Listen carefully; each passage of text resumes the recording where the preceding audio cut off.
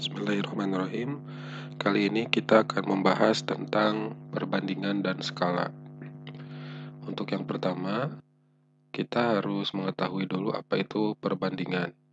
Nah, perbandingan adalah membandingkan ya, membandingkan dua atau lebih ya, bisa dua atau lebih, berarti bisa 3, 4 dan seterusnya. Tapi biasanya 2 atau 3 ya. Tapi dalam pengertiannya kita definisikan sebagai membandingkan dua atau lebih suatu nilai ya, suatu nilai berarti berupa angka-angka, suatu nilai tapi dengan syarat harus dengan besaran yang sama. Nah, ini syaratnya, besarannya harus sama. Jadi kalau misalnya ada yang 1 kilogram, yang lainnya gram, maka harus dirubah salah satunya, apakah yang kilogram ke gram atau yang gram ke kilogram. Atau misalnya membandingkan kecepatan antara kilometer per jam dengan meter per second. Nah, itu harus disamakan dulu satuannya atau besarannya di sini. Nah, kemudian kalau skala ya, kita definisinya dulu. Kalau skala ini adalah perbandingan ya, skala itu perbandingan jarak sebenarnya dengan jarak pada peta. Nah, ini skala ya.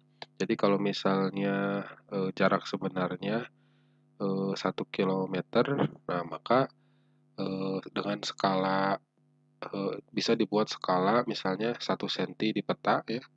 Misalnya di petanya 1 cm berbanding dengan 1 kilometer. Nah, 1 kilometer ini harus dirubah menjadi satuannya sentimeter, yaitu menjadi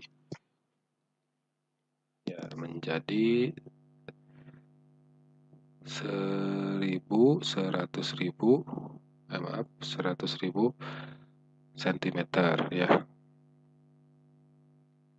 Nah, jadi skalanya adalah 1/100.000. Nah, ini untuk prosesnya nanti kita pelajari. Untuk sekarang kita akan lebih mendalami tentang perbandingan terlebih dahulu. Perbandingan tadi didefinisikan sebagai membandingkan dua atau lebih nilai dengan besaran yang sama. Nah, kemudian dinyatakan dalam bentuk yang sederhana ya. Nah, biasanya dalam bentuk yang sederhana itu berarti diperkecil kalau dalam pecahan. Nah, sebelum ke sana kita harus mengetahui dulu bahwa dalam perbandingan itu bisa dinyatakan dalam beberapa cara.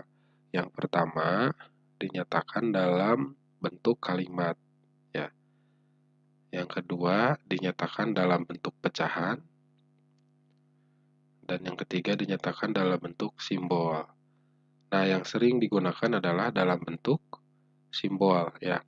Jadi kalau misalnya dalam bentuk kalimat, contohnya misalnya Akhtar memiliki 2 kelereng, sedangkan Raffi memiliki 4 kelereng. Nah, maka perbandingan kelereng Akhtar dan Raffi adalah 2 banding atau dibanding 4. Nah, ini bentuk kalimat. Kemudian kalau bentuk pecahan berarti jadi 2/4. Sedangkan dalam bentuk simbol menjadi 2/4. Kemudian dalam perbandingan ini harus memperhatikan nilai yang disebut terlebih dahulu. Tadi kan yang disebut terlebih dahulunya adalah nilai yang Akhtar ya. Nah, kemudian yang Raffi, maka ditulisnya yang Akhtar dulu, 2 dibagi 4 atau 2/4. Tapi kalau misalnya disebutnya perbandingan Raffi dan Akhtar, berarti yang Raffi dulu yang ditulisnya. Jadi harus memperhatikan yang duluan siapa. Dalam bentuk pecahan ini kita menilai pecahan senilai kan ya. Jadi bisa diperkecil, bisa diperbesar gitu ya. Nah, hanya dalam bentuk atau besaran yang sama. Sebagai contoh, misalnya dalam sebuah resep masakan ya. dibutuhkan untuk membuat satu resep itu dibutuhkan misalnya garam 1 sendok misalnya ya, 1 sendok. Kemudian gulanya misalnya 3 sendok ya. Nah, sekarang kalau misalnya mau membuat 4 resep ya, kalau misalnya membuat 4 resep berarti garamnya berapa, gulanya berapa gitu kan ya. Nah, sekarang kita tinggal lihat di sini. 1 resep berbanding 1 sendok ya. Berarti kalau misalnya 4 resep berarti 4 banding 4 sendok di sini ya garamnya. 4 sendok.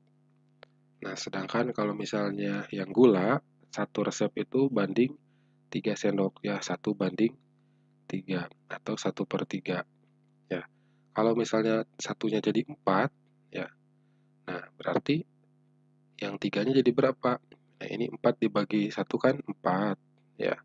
Berarti ini juga dikali 4. 3 kali 4 12. Nah, maka gulanya jadi 12 sendok. Gitu ya. Sekarang kita coba lagi.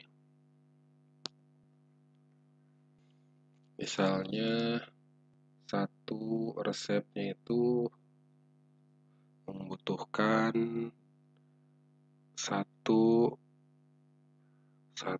sendok garam, itu kan. Kemudian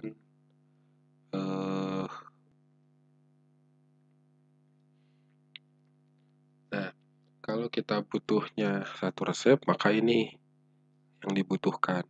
Tapi kalau kita menginginkan 5 resep misalnya, ya, misalnya dari tadinya 1 piring, ini menjadi untuk 5 piring ya. Nah, maka yang tadi ini 1 banding 1, yang keduanya 1 banding 2.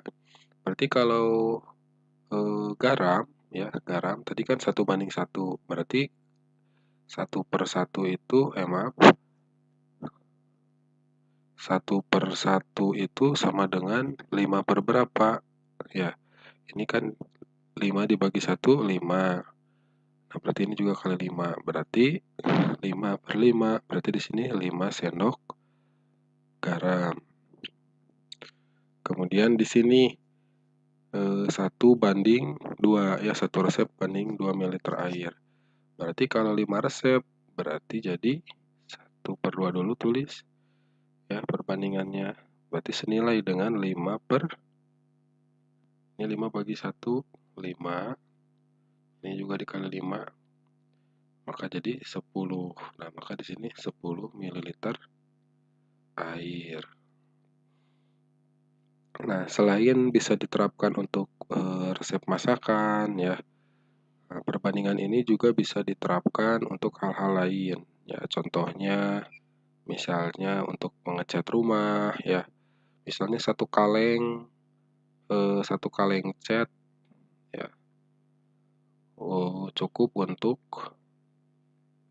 misalnya 10 meter persegi ya. Nah, berarti kalau misalnya rumahnya ada 50 meter persegi misalnya ya, ini 50 meter persegi, berarti berapa kaleng cat?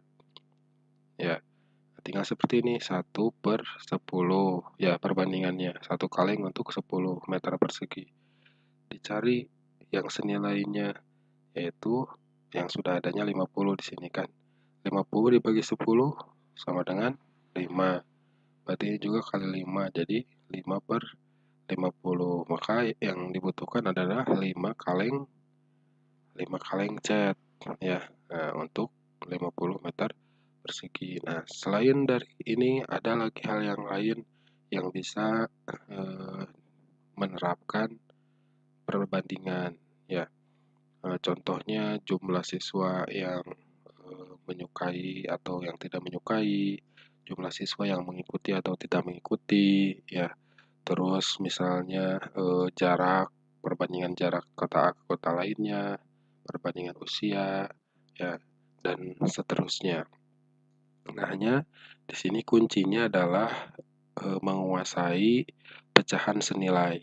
Jadi pertama, Ananda harus menerapkan dulu pecahan senilai pada angka perbandingannya. Nah, contohnya tadi kan di sini 1/10, maka 1/10, maka pecahannya jadi 1/10. Nah, tinggal dicari pecahan senilainya. Ya, berarti jadi 5/10.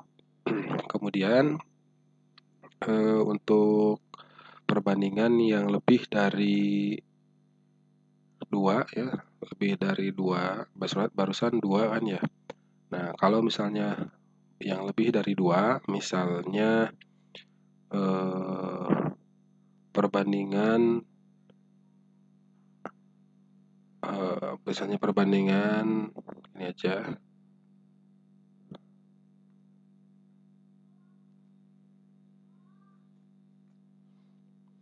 A dibanding B dibanding C sama dengan 3 dibanding 5, misalnya banding titik-titik. Kemudian diketahuinya kalau B-nya 10 ya, kalau B-nya 10, C-nya sama dengan misalnya 20 gitu ya. Nah, maka C yang ini bisa kita ketahui ya. Misalnya A banding B itu kan 3/5. Berarti B banding C, berarti C-nya yang kosong ini bisa dicari dari sini. Kan B banding C itu 10/20 ya. 10/20. Nah, yang kita ingin cari kalau B-nya 5 ya. Kalau B-nya 5 berarti C-nya berapa?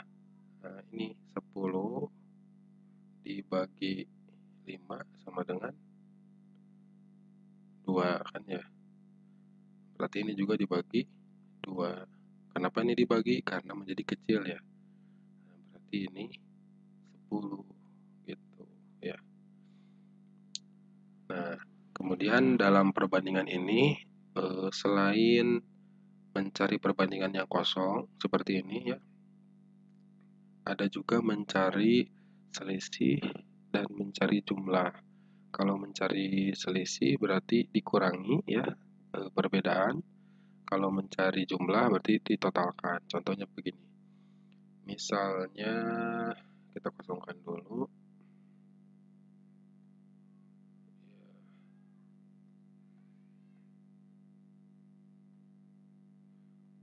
Kita coba mencari selisih ya.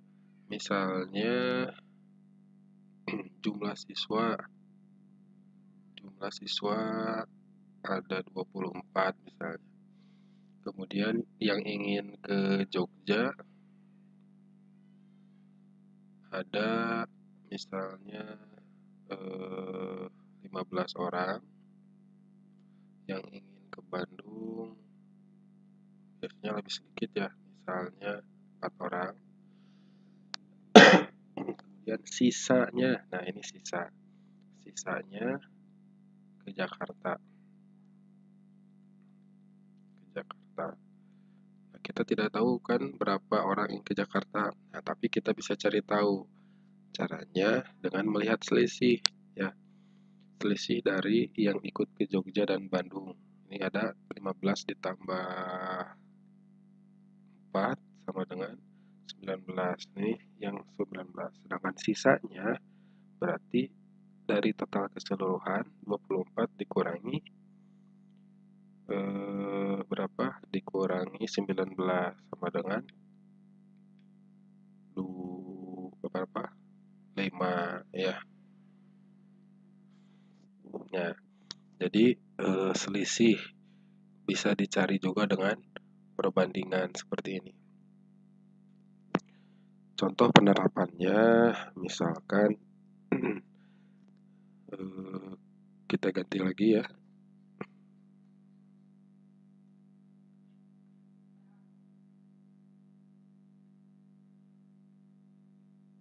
Misalkan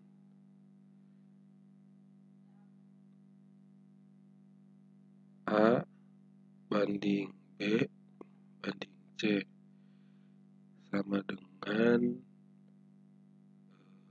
2 banding 3 banding 5. Nah, yang ditanyakan misalnya berapakah perbandingan A dibanding selisih B dan C, gitu kan. Berarti kalau misalnya A-nya 2, berarti selisih B dan C adalah 3 dikurangi 5 negatif 2. Tapi kalau selisih tulis saja positifnya 2. Ya, atau langsung dibalik 5 dikurangi 3. Ya, nah selisih dari B dan C ini adalah kan 5 dikurangi 3 ya, yang besar kurangi yang kecilnya. Berarti A berbanding selisih B dan C adalah 2 banding 2. Terus berapakah perbandingan A dibanding selisih A dan selisih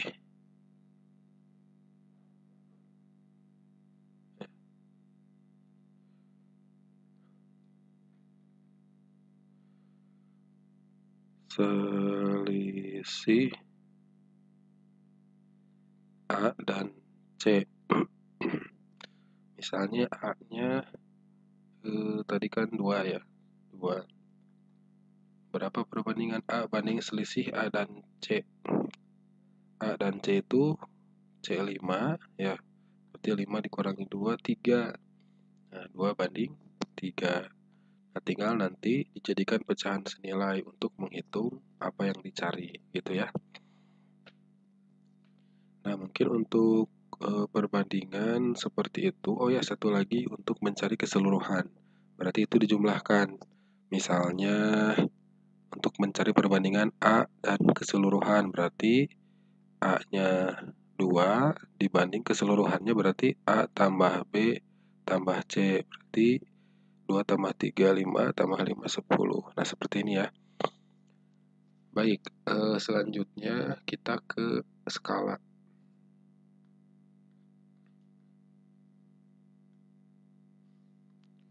Nah, skala itu tadi kan perbandingan jarak jarak sebenarnya, jarak peta ya.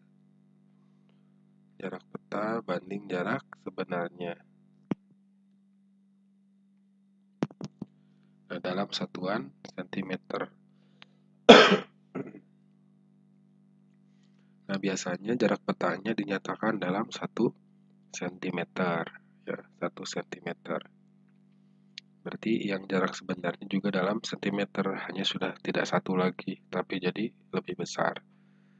Nah, kita hafalkan dulu rumusnya ya. Nah, di sini kita akan gunakan rumus segitiga. Kenapa? Karena ada 3 ada 3 simbol di sini ya, ada 3. Nah, skala sama dengan jarak peta dibagi jarak sebenarnya. Kalau seperti ini berarti yang paling besar adalah jarak peta ya. Nah, maka jarak peta kita tulis di atas. Ya. Nah, kemudian skala kita tulis di sini, dan di sini jarak sebenarnya. Ya. Dari mana kita bisa tahu ini jarak peta lebih besar? Nah, ini kan yang dibagi itu biasanya yang besar. Contohnya, kalau kita buat seperti ini ya, sama dengan titik-titik per dibanding titik-titik. Nah, biasanya di sini kan yang besar ya, misalnya 12. 12 besi kalau di sini kecil kan, ini 6 sama dengan 12 dibagi 2. Nah, pasti yang besarnya itu ini. Ya, yang dibagi. Jadi kalau misalnya ini 12 sama dengan 12 itu sama dengan ini pindah. Ini jadi 6 di sini, ini jadi kali 2 sama dengan kan ya. Atau misalnya kalau di sininya 2 sama dengan 12 lagi kan yang besar dibagi 6, ya kan? 12 dibagi 6 sama dengan 2. Nah, berarti di sini adalah JP, jarak peta, kemudian skala, di sini jarak sebenarnya. Nah, kita hafalkan seperti ini saja. Nah, di sini ada bagi, di sini ada kali. Maksudnya gimana? Kalau misalnya ditanyakan JP ya, ini JP, berarti kita keluarkan JP-nya, ya kita tutup. Nah, yang muncul adalah ini, ya, skala dikali JS. Ya. Sekarang kalau misalnya kita cari skala, ya, kita tutup skalanya, maka yang kelihatan adalah JP dibagi JS. Kalau kita mencari JS, kita tutup JS-nya. Ini ditutup, maka yang kelihatan adalah JP dibagi skala. Nah, mungkin itu untuk menghafalkan skala. Nah, dalam penerapannya nanti sama seperti perbandingan, hanya untuk mencari skala ya. Nah, di sini dalam bentuk pecahan kan ya, skala itu. Nah, maka nanti akan ada perkalian atau pembagian pecahan. Ya, ada yang dibulak-balik dengan menerapkan prinsip perkalian dan pembagian pecahan. Baik, nah Nanda itu saja yang bisa Buya sampaikan. Semoga bermanfaat. Dan jika ada yang ingin ditanyakan, silakan boleh ditanyakan ke Buya Bunda atau mengisi di kolom komentar. Terima kasih. Assalamualaikum warahmatullahi wabarakatuh.